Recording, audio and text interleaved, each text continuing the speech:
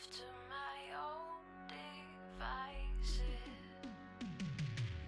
Alright, Sparkheads, we are back and we are about to try out how to use a Spark Control X pedal as a looper. So first things first, you gotta have the downloaded app. Click on my Spark app. It says to connect. So first thing you want to do is make sure your Spark 2 is on. Hold down the button till it turns on. So now I'm going to go ahead and hit connect. Boom, we are connected. Right. So now at this point, we want to go down to the bottom right corner of the app, click on the hamburger, and now we have the option of connecting a foot control. So at this point, I'm going to click on Spark Control. I have the Spark Control X, so I'm going to tap on it, and it says, for best experience, please connect to the Spark 2 by pressing the pair button on the back of your, okay, great. So what that means is we're going to go on the back of this Spark 2 amp. There is a button right there, if you can see it. Move that out of the way. It says pair. I'm going to hold that down. And then right next to the power button on the X is a pair button. So I'm going to hit that. And anytime these two lights are flashing, it means it's in pair mode. So now I'm going to go back over to my Spark 2 amp and push the pair button. Okay. Flashing. It's pairing. Okay. Bluetooth and Wi-Fi lights flash slowly. It will automatically search to connect to your Spark control. So amp is connected. Now what we need to do is make sure that the app is connecting, which is right next to my phone of all things. Okay. So my app is not connecting at the moment.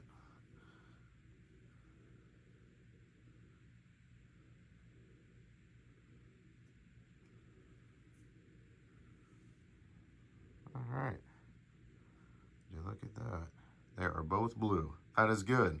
So our foot switch is connected to the app and to the amp. Once they're solid blue, you're connected. Okay, so now that you're out here, you can hit this top right button to skip, and you want to make sure that all three of these items are connected in green. Okay, our foot switch, tone control, and audio. So one thing I forgot to add here is that you need to make sure your Spark X foot control has the most updated firmware. The only way you're going to get this looper action is if your firmware is up. So you're going to go back down to the bottom right to the hamburger, click on it. All right, and then you can scroll down, or actually, I'm going to go to my connected foot controller. Man, my phone is shaking.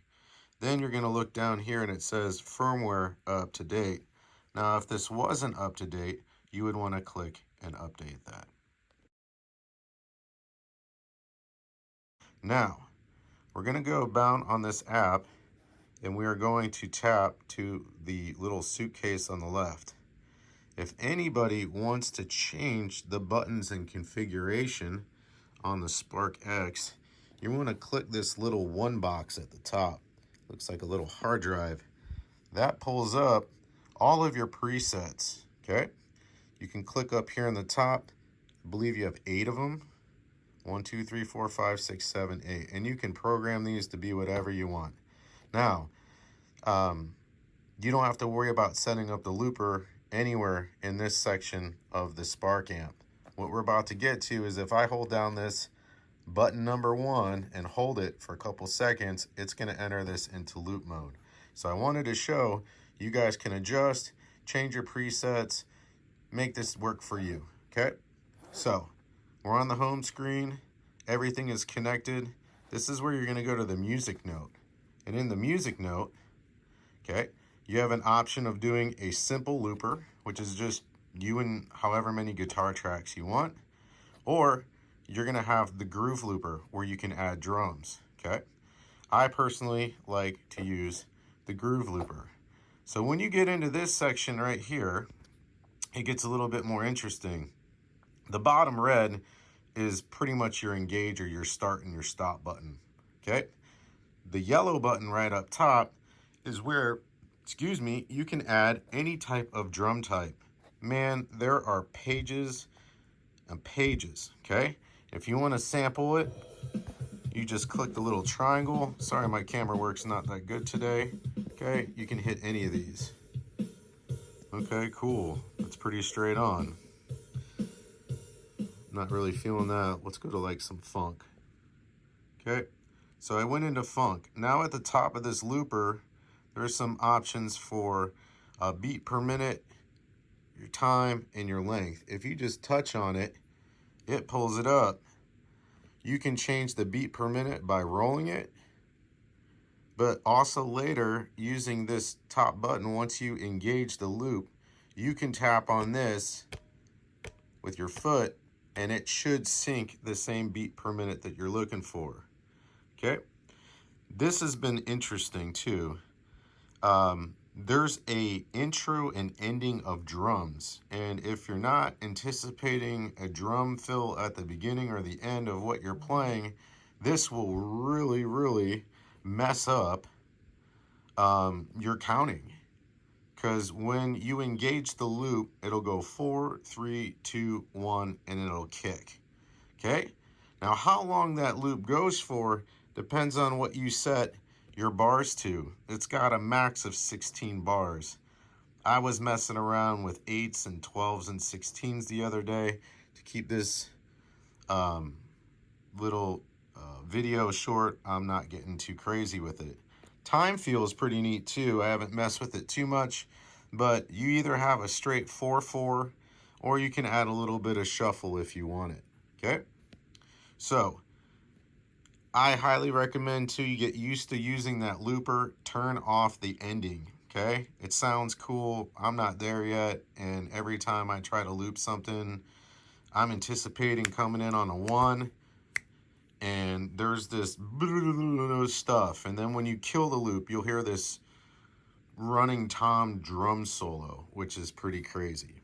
Okay, so if you didn't have a foot switch at this point, you could go ahead and click this and see it's just counting down. This point, I could be jamming something and it'll automatically cut off right when the 4 bars are done. Notice it picked that up. So pretty much at this point, you can stop it and then you can trash whatever you did. It'll ask you if you want to discard it. So I think it's really great, pretty easy, very user-friendly. Again, you can change anything up on the top. Make sure you turn off that intro until you get used to it. Now, let's go over here and check out the Spark X control. Now, as promised, this is, the loop's not going to work until you engage it. And just to kind of go through the buttons before I start hitting stuff, this guy, well, once you hold on the 1, it's going to flash and go into loop mode. This is what starts and stops your loop. Now also know that if you have this set for 4 bars, and I have to vet this or try this out, it should automatically kick off at the end of 4 bars. So you might not really have to pseudoly stop this. So we'll try that right here and trial and error figure it out. Okay, this button right here is for playback and stopping your loops. This one, the last one, or the B button, is going to be, if you tap it once, it will undo the last loop layer that you did. If I hold this down all the way, it's going to erase the whole loop completely, and you're going to start from 0. This little button's really great. Apparently this mutes your drums. Say if you're playing something and you get off, you don't want to hear drums anymore, click the button number 2. I'm going to include a little diagram here that you guys can save, pause it, screenshot it, do whatever you want to do. But this should be pretty user friendly. All right, I'm going to get my camera set up and we're going to try this loop and see if we're using this, if it automatically cuts the loop off, or if I have to worry about it, or if I can just click this and know that I'm set to 4 bars over here, does it automatically kill? So I'm learning just as much as you guys. Stick around.